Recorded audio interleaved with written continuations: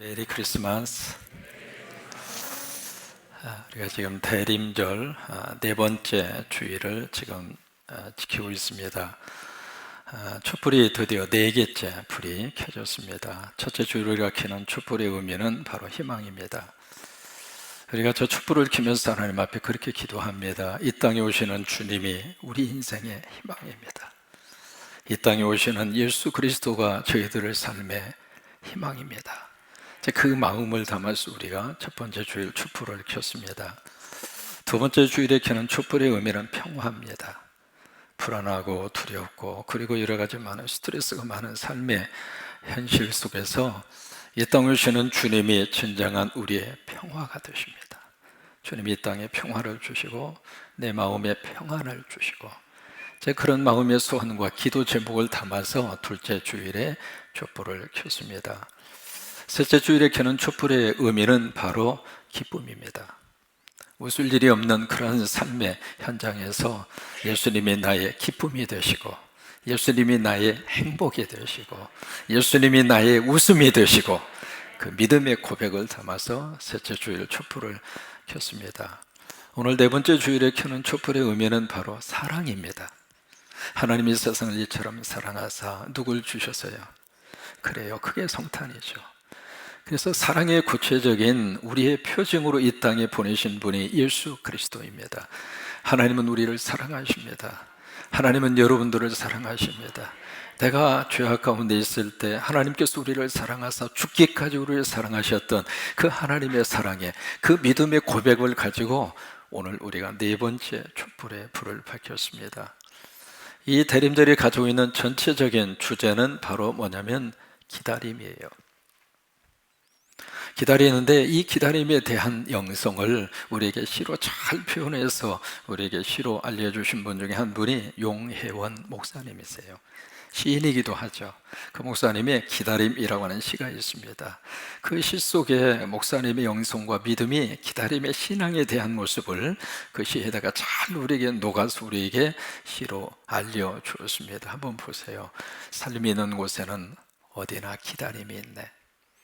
우리네 삶은 시작부터 기다리고 있다는 말로 위로받고 기다려 달라는 말로 부탁하며 살아가네.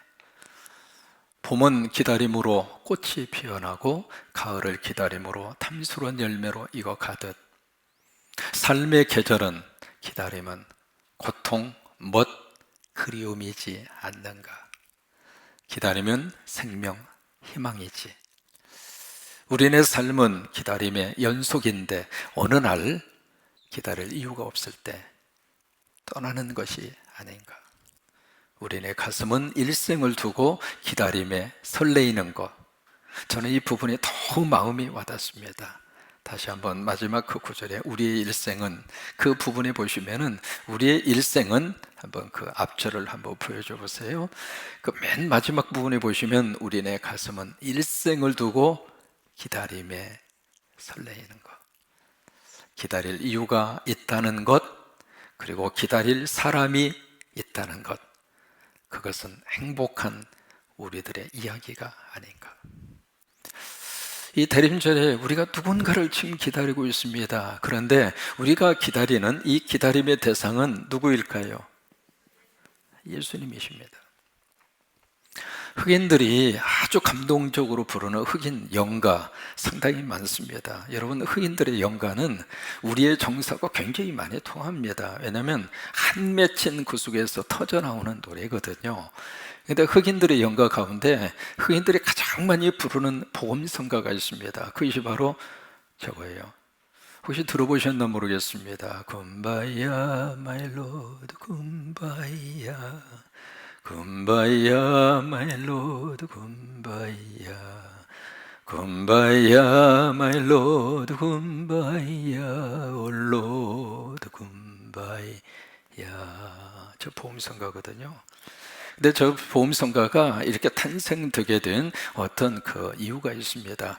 옛날에 아프리카의 흑인들이 전부 다 노예로 이렇게 잡혀져서 신대륙으로 노예로 다 팔려갔습니다. 팔려가서 인간 되면 모든 것을 다 박탈당하고 뭐 자유가 어디가 있습니까? 인권이 어디가 있습니까? 말을 할 줄 아는 짐승처럼 그렇게 취급을 받았잖아요. 그래서 말 자체로 그 삶의 자리가 완전히 절망입니다. 어두움이죠. 그 속에서 이 노인들이 살면서 하나님 앞에 기도해요. 뭐라고 기도하느냐면 Come by here, my Lord. come이라고 하는 말은 오소서 그 말이잖아요. by here라고 하는 것은 바로 여기에, 지금 그들이 살고 있는 그 삶의 현장, 바로 여기가 너무 힘든 거예요. 차라리 죽는 것이 나을 정도로 그렇게 고달픈 인생을 살고 있는 바로 거기에 come by here, 여기에 와 주옵소서. my Lord, 내 주님이요. 그렇게 이제 하나님 앞에 기도하면서 그것을 노래로 불렀는데, 그 당시에 이 노예 흑인들이 영어 발음이 별로 좋지가 않아서 come by here라고 하는 말이 쿰바야로 바뀐 거예요. 그렇게 해서 이제 저 보험성가를 그들이 부르면서 누구를 기다렸는가? 주님 오시옵소서, 주님 오시옵소서. 그러면서 저 보험성가를 불렀어요. 여러분, 그들의 마음을 가슴에 한번 이렇게 닿으면서 별로 그렇게 어렵지는 않습니다. 가사가 단순하고요, 곡도 단순합니다. 같이 한번 불러보셨으면 좋겠어요. 쿰바야 my lord, 쿰바야. 네, 잘 하시네요. 그런 식으로 같이 한번 하십니다. 시작. 쿰바야 my lord, 쿰바야. 쿰바야 my lord, 쿰바야. 쿰바야 my lord, 쿰바야. 오 lord, 쿰바야. 그래요. 오늘 누가복음 2장에서 두 사람을 만나게 됩니다. 여러분, 특별히 복음서 안에 예수님의 탄생에 대한 내용을 기록한 것이 마태와 누가입니다.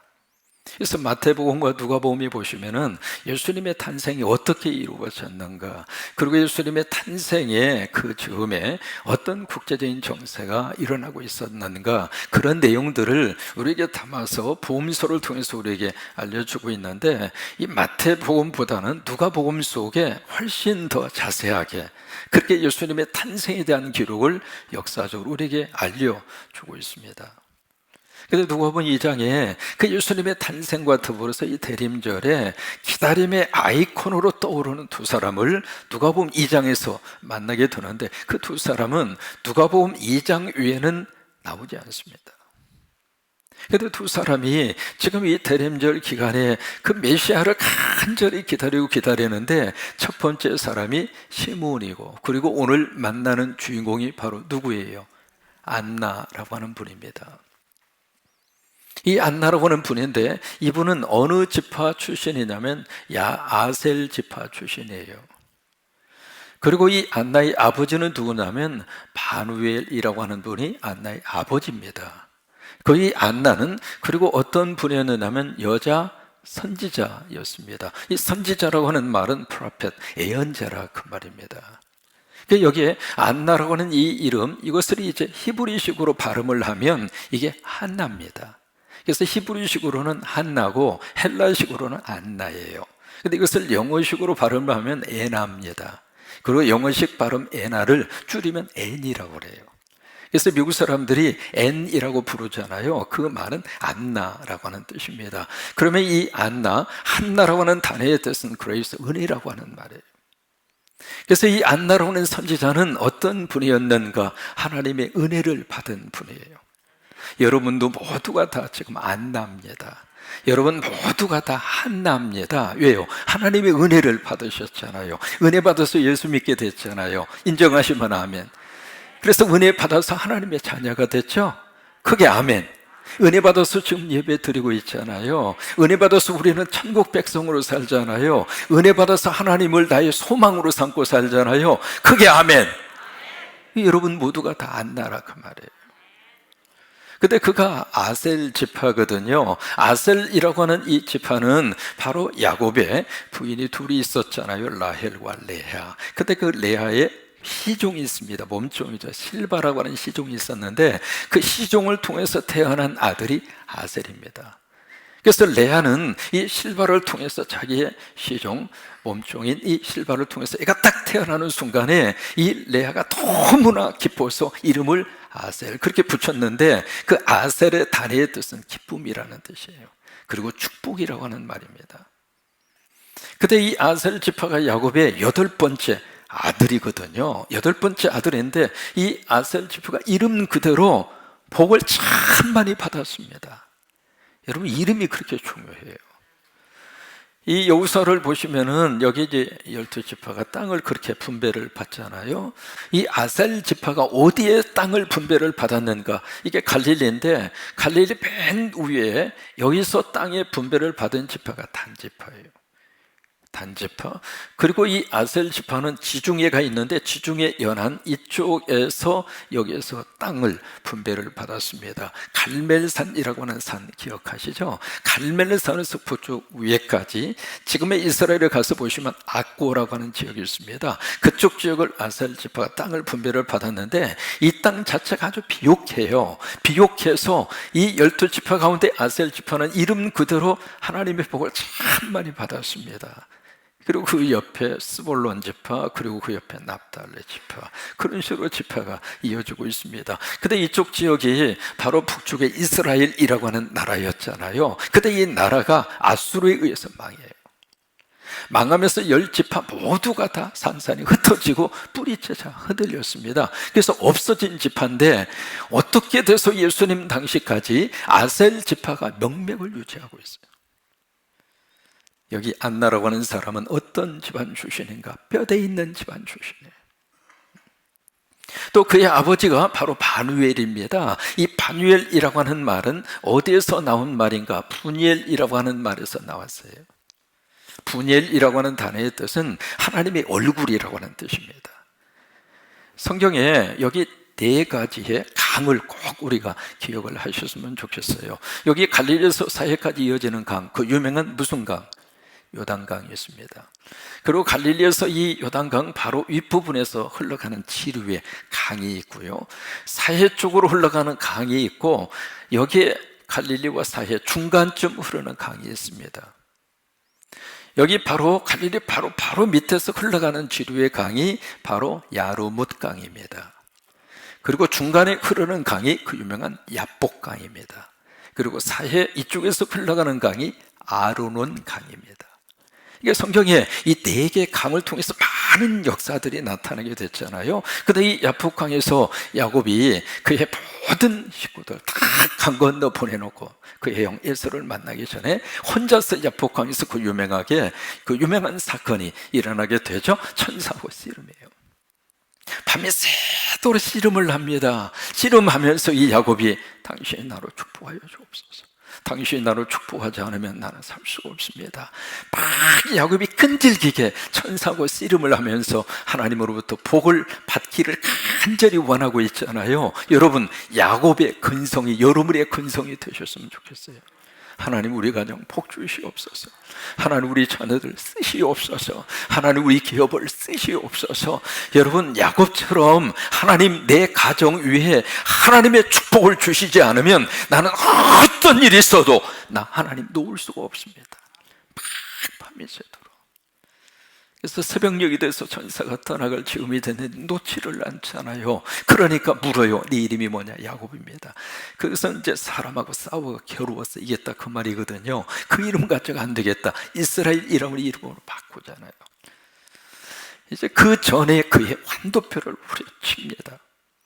그래서 이제 태양이 팍 떠오르는데 야곱이 이제는 일어나서 걷는데 그가 환도표가 6을 되었으므로 절었더라. 성경이 그렇게 말씀을 하고 있잖아요. 근데 바로 야곱은 이 야복강에서 그 영적인 씨름과 그 싸움을 했던 그 현장에다 이름을 딱 붙여요. 그 이름이 분이엘입니다. 내가 하나님의 얼굴을 보았다. 내가 하나님의 낯을 보았다. 여러분, 영적으로 하나님의 얼굴을 보는 사람이 승리하게 되어 있습니다.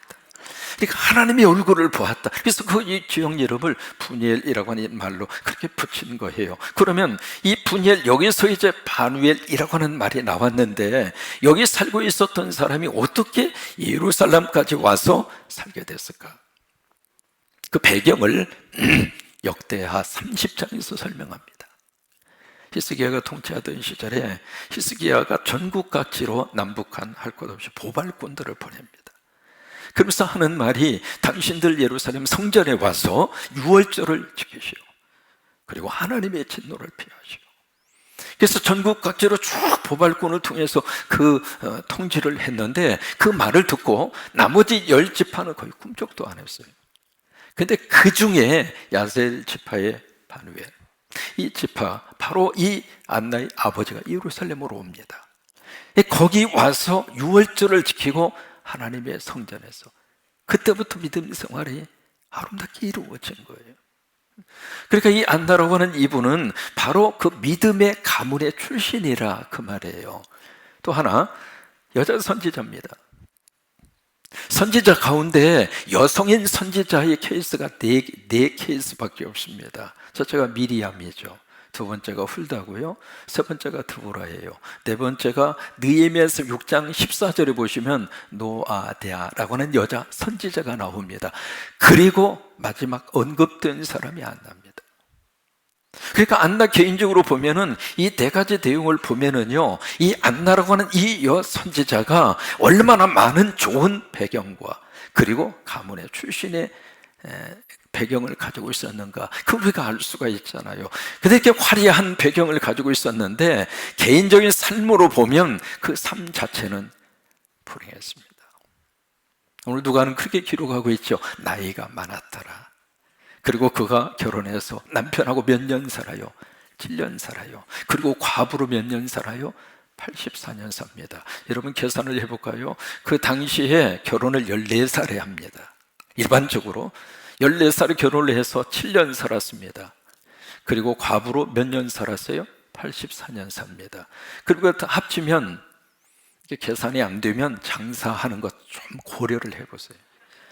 전부 다 합치면 몇이에요? 105살입니다. 105살이 지금 안나가 지금 먹은 나이입니다. 그러면 이 105살이라는 나이를 왜 누가는 구태여 거기다가 밝혔을까? 그만큼 기다린 세월이 녹록지 않았다 그 말이에요. 또 하나, 이 안나는 잠깐 기다리고 끝난 게 아닙니다. 끝까지 기다린 거예요. 여러분 믿음 생활하면서 끝까지 천국 갈 때까지, 천국 갈 때까지, 천국 갈 때까지 주님 의지하시고 포기하지 마시고, 누가서 막 흔든다 하더라도, 삶의 자리에 어려움이 있다 하더라도, 상황은 끝없이 우리의 주변 속에서 이렇게 저렇게 올라갔다 내려갔다, 그게 우리 인생 아닙니까? 그래도 왜 안나는 끝까지 105살 먹을 때까지, 보세요, 14살에 시집가서 7년 살았으니까 21살 아닙니까? 21살, 그때부터 과부가 돼서 84년 동안 그 긴 세월을 이 안나는 기다리고 어느 때까지 기다렸어요? 그 주님을 만날 때까지. 그래서 누가는 105살이라고 하는 이 안나의 나이를 여기다가 우리에게 말씀을 통해서 기록을 하고 있습니다. 그럼 어떻게 기다렸는가? 두 가지로 기다립니다. 첫째로 성전을 떠나지 않았습니다. 하늘 같은 남편 세상 앞서 보내고, 텅 비었잖아요. 의지할 대상도 없잖아요. 그리고 자녀에 대한 언급이 없는 것을 보아서 이 안나는 자녀가 없을 것이다 추측할 수 있습니다. 홀로 된 싱글 과부입니다. 그런 삶을 살면서 이 안나는 어떻게 그것을 버티고 살았는가? 성전에 와서, 여러분, 성전은 안나에게 있어서는 바로 하늘이었습니다. 성전은 안나에게 있어서는 아버지 집이었습니다. 성전은 안나에게 있어서는 영적인 고향이었어요. 그래서 살면서 힘든 그 가슴앓이를 어디 와서 풀었는가? 성전에 와서 풀었어요.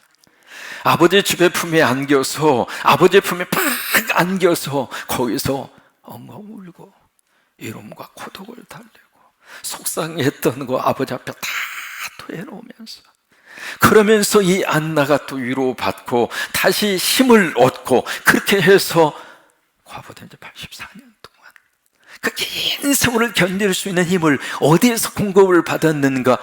교회에서 공급받은 거예요.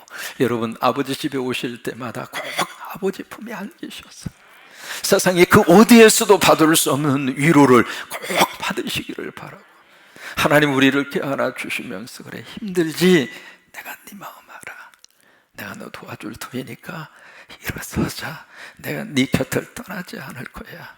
여러분들의 눈물을 다 씻어주시고 가슴에 한을 다 풀어주시고 어깨에 짊어지고 있는 짐도 가볍게 만들어주시고, 그래서 한나가 하나님의 성전을 이 안나가 떠나지 않고 그래서 기다릴 수가 있었어요. 그리고 두 번째 어떻게 기다렸는가? 주야로 금식하고 기도하며. 여러분 막연하게 기다린다면 기다릴 수가 없습니다. 뭐 한 일주일은 기다릴 수 있겠죠. 이게 긴 세월 기다릴 수 있다고 하는 것은 그 안에 뭔가 공급받는 에너지가 없으면은 사람이 기다릴 수가 없어요. 그런데 무엇으로 기다렸는가? 기도를 통해서. 그러니까 기도하면 기대가 됩니다. 기대가 있으면 그 안에 희망이 있습니다. 그래서 희망이 있는 사람은 기도초를 놓치지 않습니다. 우리가 자녀 위해서 기도하죠. 어떤 일이 있어도 부모는 자녀를 위한 기도 멈추지 않습니다. 왜요? 자녀를 향한 희망이 있으니까, 자녀를 향한 우리의 꿈이 있으니까. 그래서 우리가 기도하는 거거든요. 이 안나가 기다릴 수 있었던 것은 막 기도를 통해서 하나님이 그 기대치에 희망을 그 가슴 속에 불어넣어 준 거예요. 그 결과 어떻게 됐는가? 38절입니다 38절을 보시면 이 안나가 긴 세월을 기다린 끝에 38절 함께 있습니다. 마침 이때에 나와서 하나님께 감사하고, 여기에 마침 이때에 나와서, 예루살렘에 가서 보시면은 안나 성전이 있습니다. 그 성전에 가서 뭘 체험하실 수 있느냐면, 그 안나 성전은 이게 에코, 이게 참 잘 되어 있습니다. 그래서 돔 형식으로 이렇게 되어져 있기 때문에 거기서는 마이크 없이도 이게 육성의 음성이 막 여기저기 메아리처럼 에코가 기가 막히게 이루어져서, 노래 못하시는 분도 안나 성전에 가서 노래하시면 노래가 환상적입니다. 근데 이 안나가 지금 성전에 딱 왔는데 어느 시간에 딱 오게 하셨는가? 마침. 그 마침이라고 하는 그 시간은 지금 요셉과 마리아가 아기 예수님을 모시고 예루살렘 성전에 왔습니다. 레위기서에 있는 말씀대로 정결 예식을 행하기 위해서 성전에 다 왔거든요. 왔는데 그 성전에서 누구를 만났는가? 시몬이 만납니다. 시몬이 아기 예수님과 그리고 마리아, 요셉을 딱 만나고 있는 그 순간에 하나님이 안나가 그곳에 가게 하신 거예요. 그래서 마침 그곳에 나아가서 이 땅에 메시아로 오시는 예수 그리스도를 이 안나가 만납니다. 네덜란드 사람들이 국보급으로 생각하고 있는 화가가 누구냐면 렘브란트입니다. 렘브란트는 이 화가는 17세기에 활동을 했던 바로크 전체의 그 세계 속에서 기가 막힌 이 화가의 세계, 이 미술의 세계의 한 역사에 획을 그은 분이 이 렘브란트라고 하는 분입니다. 이분은 빛을 통해서 그림을 묘사했기 때문에 빛의 화가라 그렇게 표현을 하고, 왜냐하면 그 그림을 보면 거의 대부분 빛과 어두움을 잘 표현을 했습니다. 또 하나 이 렘브란트 화가는 명화, 특별히 성경에 나오는 이 이야기를 성화로 잘 그려서 우리에게 알려준 화가가 렘브란트입니다. 그 그림 중에 시몬과 안나라고 하는 그림이 있습니다. 저 그림을 보시면 네 분이 등장을 해요. 요셉이 나오고 마리아가 나오고 시몬이 나오고 그 다음에 안나가 나옵니다. 여러분 네 분 확인을 하셨어요? 확인하셨으면 두 번만 고개 끄덕끄덕 확인하셨죠? 자, 그러면 어느 분이 마리아하고 어느 분이 요셉일 것 같아요? 눈으로 들어오십니까? 들어오시면 한번 고개 한번. 오케이. 자, 그러면 시몬이 누구고 안나가 누군지도 파악이 되십니까? 파악이 되시면 한번. 자, 보시죠. 마리아는 지금 두 손을 모으고 다 이렇게 앞을 바라보고 있습니다. 그리고 바로 그 뒤에 뒷모습으로 그려진 그분이 바로 요셉이죠. 그리고 그 옆에 수염이 길게 자란 분이 계시잖아요. 그분이 한 아기를 왼손으로 안고 있습니다. 그분이 누구일까요? 시몬입니다. 그리고 뒤에 손을 반짝 들고 있는 한 여성분을 만날 수 있습니다. 그분이 누구일까요? 안나입니다.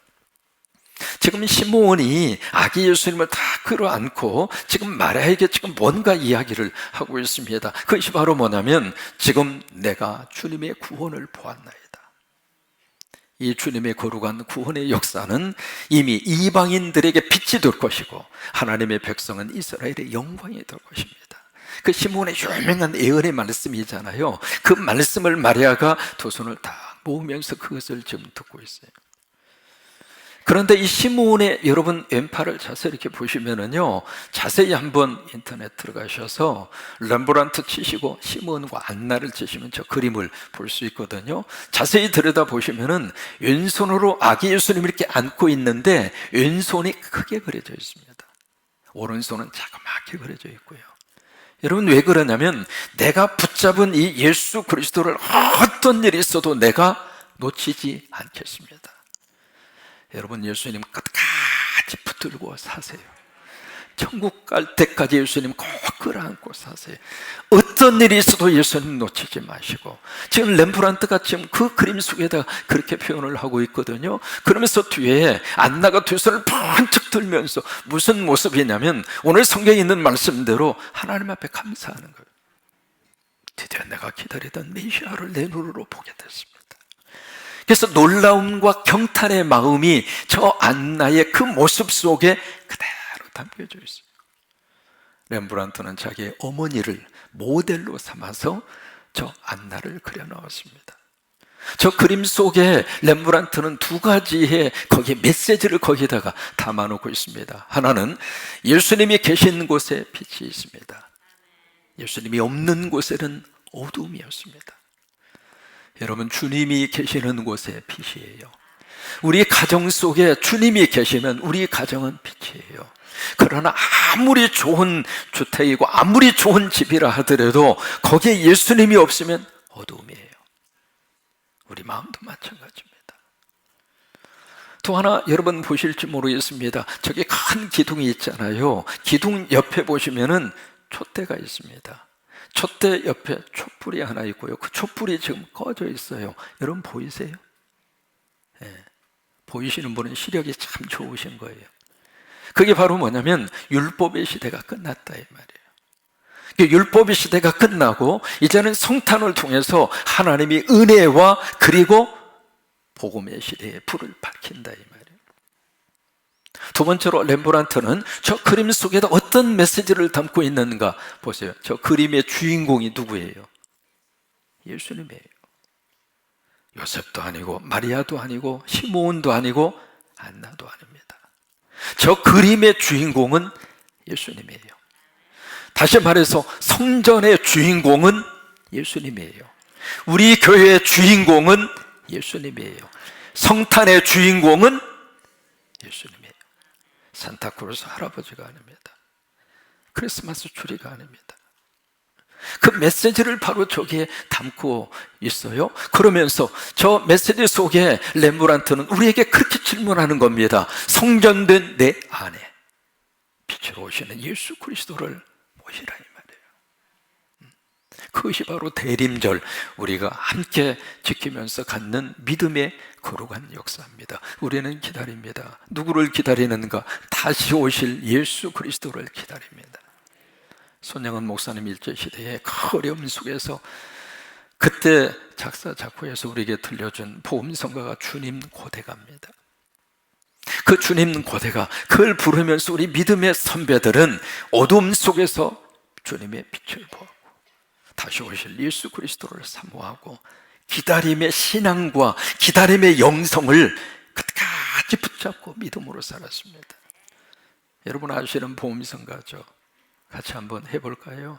낮에나 밤에나 눈물 머금고 내 주님 오시기만 고대합니다.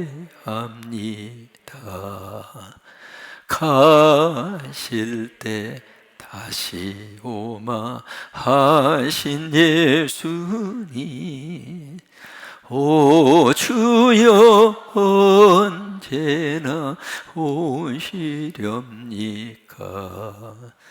오 주여 언제나 오시렵니까? 그래요.